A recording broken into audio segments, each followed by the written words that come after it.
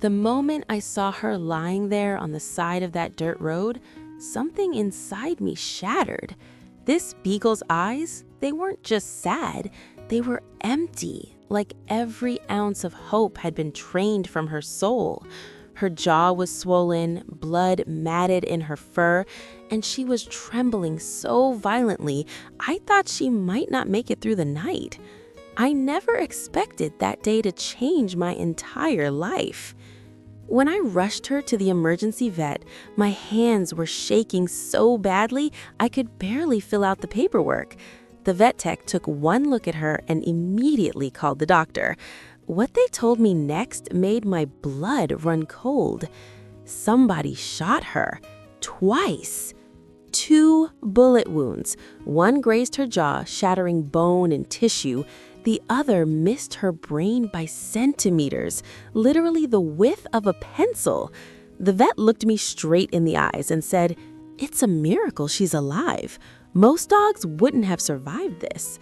I looked down at this broken, trembling creature on the examination table, and something fierce woke up inside me. If she could fight this hard to survive, I could fight just as hard to save her.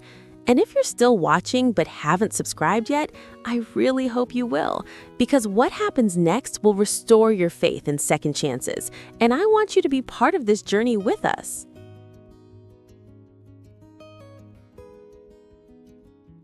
Jenny, that's what I named her, underwent emergency surgery the next morning. The surgical team worked for hours, reconstructing her jaw, cleaning the wounds, fighting infection. I sat in that waiting room for what felt like an eternity, praying to anyone who would listen. When they finally let me see her, she was bandaged, groggy, and looked so small under all those medical wraps. But her eyes?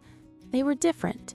Just barely, but there was a flicker, a tiny spark of something that hadn't been there before. The first week was brutal. Jenny was terrified of everything: sudden movements, loud noises, even gentle touches. She would flinch every time I reached toward her, and my heart broke a little more each time. I had to let her come to me on her terms. I'd sit on the floor of my living room for hours, just waiting, letting her know I was safe. It took 3 days before she took her first step toward me. I'll never forget that moment. She was lying in her bed across the room, and I was reading a book, pretending not to watch her. Then I heard the softest patting of paws on hardwood. When I looked up, she was standing right next to me, her head tilted, studying my face like she was trying to figure out if I was real. I held my breath, didn't move a muscle. And then she did something that made tears stream down my face. She gently pressed her head against my knee, just rested it there, like she was saying, "Okay, I trust you, just a little." My 2 other dogs, Max and Luna, were absolute angels with her. They seemed to understand she needed space, needed gentleness. The first time Ginny wagged her tail was because of them. We were all in the backyard, and Max was doing his ridiculous happy dance, that goofy thing dogs do when they're just overwhelmed with joy. And suddenly, Ginny's tail started moving, just a little wiggle at first, then a full-on wag. I actually screamed with happiness. My neighbors probably thought I was crazy. As the weeks turned into months, I watched Ginny transform before my eyes. The timid, broken dog I'd found on that road was slowly disappearing, replaced by this hilarious, mischievous, life-loving creature. She started stealing socks, she learned how to open the treat cabinet, she'd zoom around the house at full speed, ears flapping, crashing into furniture because she was moving too fast to care.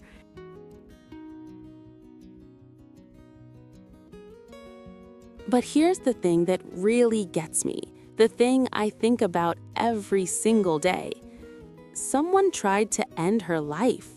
Someone looked at this innocent, loving soul and decided she didn't deserve to exist. They pulled that trigger twice. And yet, here she is, running, playing, loving so fiercely it takes my breath away. She could have given up. She should have, by all medical logic. But she didn't. She chose to fight. She chose to trust again. She chose to love again. That's not just survival. That's courage in its purest form. Jenny still has a hole in her nasal palate. It might never fully heal. She makes this funny snorting sound when she drinks water that the vet says will probably be permanent. Sometimes on cold mornings, she limps a little. But when I look at her now, curled up on the couch with Max and Luna, or stealing my sandwich when she thinks I'm not looking, or pressing her face against mine in that sweet way she does, I don't see her scars. I see a miracle. People ask me all the time, how did you save her? And I always tell them the same thing. I didn't save Jenny. Jenny saved me. She reminded me that hope isn't about perfect circumstances. It's about choosing to believe in tomorrow, even when yesterday tried to destroy you.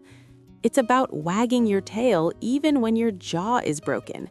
It's about loving again, even when love almost killed you. I had planned to adopt her out, you know. That was the responsible thing to do.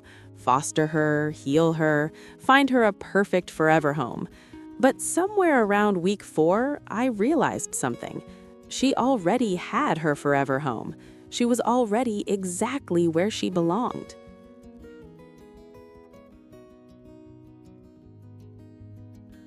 Because some souls aren't meant to be separated. My hope for Jenny's future, it's simple. I hope she continues healing inside and out. I hope every morning she wakes up, she feels a little more safe, a little more whole. I hope she lived the longest, happiest, most ridiculously spoiled dog life imaginable. And I hope her story reminds you of something important. If you've been broken, if someone tried to destroy your light, if you're fighting battles no one can see, you're not alone, and you're so much stronger than you think. Jenny taught me that healing isn't linear. Some days she's fearless, running through the house like she owns the world. Other days, a loud noise sends her hiding under the bed, and that's okay. Progress isn't about perfection. It's about showing up day after day, choosing hope over fear. She does it every single morning when she opens those beautiful eyes. I can't imagine my life without her now. She's not just a dog I rescued, she's my teacher, my inspiration, my reminder that love always wins. What's your take on this? Do you believe dogs can truly forgive humans after what they've been through? Or do you think they just move forward without dwelling on the past? Drop your thoughts below.